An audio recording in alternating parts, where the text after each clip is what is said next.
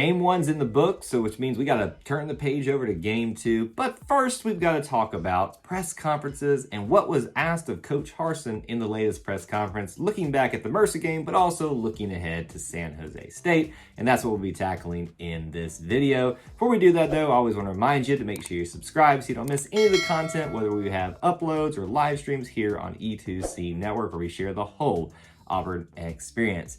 Diving into this latest press conference, as always, I want to remind you that the best policy for you as a fan is to go straight to the source. And here's the great news here at E2C Network. Now we actually have access to the press conference in full and have posted the video for you to go watch because full details come from Coach Harsin there. There's no speculation. It's straight from the horse's mouth, so to speak. That was probably a bad Boise State joke right there. I didn't realize that. It's a year removed. He probably doesn't care anymore. Go check that out if you haven't. But if you don't have the time to do so and just want a quick summary, that's what we're going to hit right here. So I've got my list in front of me. Let's talk about what he was asked and what he said and any other comments that were made. Opening statement, as he always does during the beginning of the season, or really any of the games in the season, likes to give out the players of the game. So here are your players of the game. Offense, Tank, duh. Cam Riley, duh, for defense. Special teams was Jarquez. Offensive line was Brandon Council. Defensive lineman was Colby Wooden. And he even said the academic guys were Brandon Frazier and Zion Pocket. I don't know if that's a new thing or if he'll be doing that more frequently, but he at least brought them up, so I wanted to make sure we noted them as well.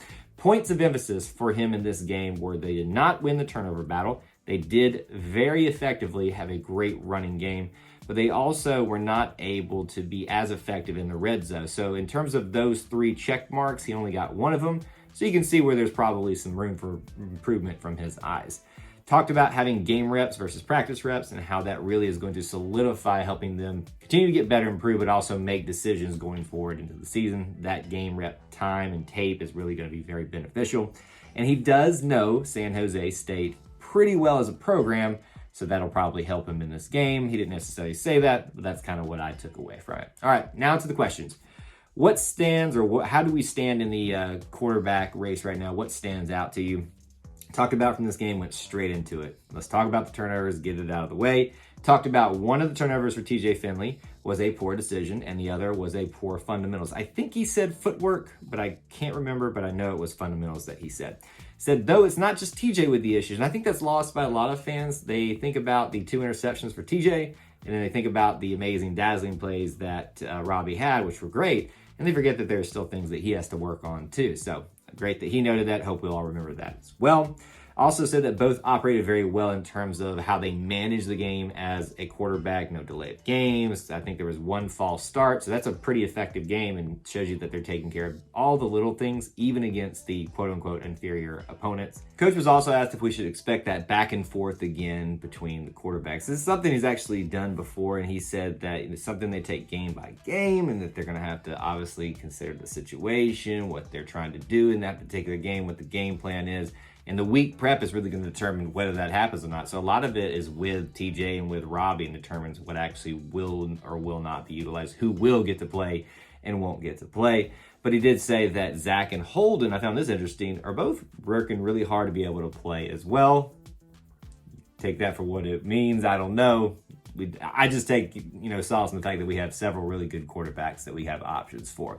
Now let's talk about TJ being pulled after that second interception, and they were asking, is there anything to read into that? And Coach Harsin said no. He said that Robbie was just playing really well, and they wanted to continue to reward that, but also continue to give him the reps that he probably didn't get in the back half of fall camp, as we have already talked about. Robbie also did note, or Coach Harsin noted about Robbie, that one of the things that he likes to see is those little things the quarterbacks do. If you remember that play with Tank coming out of the long delay, not only was Tank doing really good on that play, but Robbie had some great blocking downfield to help spring him for that touchdown to start off the, we'll call it the new half, because it basically was 3 halves with the rain delay at that point. Let's talk about Javaris Johnson and his development. That's what he was asked about. Obviously, a lot of receiving yards for him, and talked about how his injury journey has kind of really prevented him at times from being there. Came really close to getting some touchdowns, said he was disappointed that didn't happen, but obviously you can't really be too upset with the stats and the way he really showed out in many ways in this game. And as a veteran guy, you couldn't really ask for much more. What did you learn as a coach, he was asked, about playing multiple quarterbacks at Boise State? And he noted that he played 3 one year, and that third one ended up winning the MVP. So, Zach, take that for what you will. You can use that for whatever way you would like to. He said he just wants to find a way to play people and put them in, especially if they deserve it. So I think that goes beyond the quarterback play as well. He was asked about right guard with Keandre and Cam Stutz, Cam getting the starts. Didn't really go into a lot of detail about them individually, but did know that there wasn't a lot of penetration in terms of people getting through the offensive line, especially at that spot. Said there's a lot of back and forth, and both are playing very well. So it looks like we're going to be set no matter who they choose to play there in any game. That'll probably still be a game time decision. Other offensive lineman questions, especially when it regards to Tate. He noted that Tate, the new center, did have a lot of things that were very small, minute things that went very well for him, was a great manager of the things that he's responsible for within the offense and the offensive line. So the protection in the run game was pretty solid. The fundamentals are really just what they want to go back and work on this week to really continue to hone those in as we get further and further into the season. Was asked about defensive lineman thoughts, and he was a little bit not more critical, but more honest. I felt like the defensive, not even honest is not the right word, just more forward with some things that they didn't necessarily like about the defensive play. Defensive lineman said there was a lot of missed tackles. They don't get a lot of practice, he said, against actually doing legit hardcore tackling these days in practice. Not many people do that, but it is something that can affect it out there in the play, but they still got to find a way to clean that up in practice and obviously have it show up during the game. Said the quarterback for Mercer made it very difficult, being kind of a speedy, shifty guy. Same thing's going to happen this week against San Jose State. With a guy from Hawaii who transferred in who's kind of the same style quarterback. So we'll see if that actually does get cleaned up for them.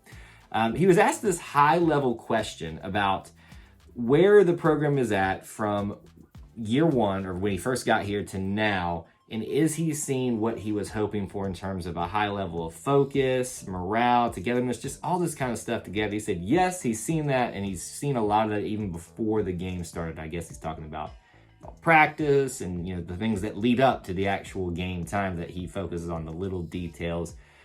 Without really going into it, he used this opportunity to talk about a bigger discussion about fighting individualism within this sport now in regards to NIL and a lot of other things and how to manage that in a program. Some really interesting commentary that I think I would recommend you go hear his perspective on and not necessarily listen to me break it down. So that would be something for you to go check out our video we have for you and hear what he has to say about that. He was asked about the wide receiver room and about how many they got in there, what he thought about that. And he didn't really talk about a lot of individual guys in this, but he did say that the young guys looked a little bit intimidated, a little nervous out there, but they were expecting that. Even though they play in big environments in high school, it's still high school, right? It's not Jordan-Hare Stadium with 87,000 screaming at you the entire time. Oh, and a storm that's barreling down on you that you thought might hold off. But I digress. I'm still bitter about the rain, as you can tell. Said game 2, they expect that to be much better for a lot of those guys they plan to play. Brandon Council, deserving of that player of the game in terms of offensive lineman. What determined that for him and the coaches? It's not just what he did in the game, but his journey that he's had from fighting through those injuries to where he is now. And obviously having that show up in the game. They said his feet movement, his standing block from the first snap until the end of the game was complete. So that's why he deserved to have that honor. Secondary thoughts questions. He did note that there was some plays and some areas that they could be better. He said that the standard is so high for that group that they're really wanting to see a little bit more from them. Talked a lot about going to compete for the ball when it's in the air. Throwing it up there, it's basically freebie. Anybody can go get it, so go compete for it. Go get that ball. And that's obviously, he talked about it in his opener. He wanting the turnover battle to be a point of emphasis for Auburn to win that. And that obviously is the responsibility of the secondary a lot. Next step for the wide receiver group in the passing game, they said the schemes and the coaching points are already there and they're working on them. Now they just have to go out and make plays and practice and in game and actually have them show up on tape. Interesting note here. He said, just because you see someone else doing something, meaning another team, and we're not doing it, it may only be because we don't have the personnel or the tools needed to pull that off. I think some people will probably hear this and think that's an excuse being made, but I don't even know what exactly he's referring to in that. It was just an interesting comment that I kind of made a special note about. Again, I would reference you to go listen to it yourself Don't really know what to make of it other than I don't know what he'd be referring to in that. So go check it out for yourself. Landon King was the last question. Thoughts on him, where he's at. They didn't get him out there, but they plan to want to utilize him, not just at wide receiver, but tight end. Again, going back to if you are a great talent and you're going to help the team, we got to get you out there. That's Coach Harsin's mentality. He's proven that time and time again. So that is a brief summary of the overall press conference leading up to San Jose State. Would love to know your thoughts, what stuck out to you, things that you're thinking about after hearing some of these points. Let me know down there in the comments section below. On the way out, though, please do make sure you smash the like button if you enjoy this type of content. And also, please do make sure you subscribe with also hitting that notification bell so you don't miss any uploads or live streams. Check out the links in the description for ways you can help support our content, such as being a channel member here by hitting the join button, or head over to patreon.com/E2C Network to join the Booster Club. And there's also other ways that you can check out down there for ways that you can support the content. Thank you for tuning in to E2C Network, where we share the whole Auburn experience. War Eagle.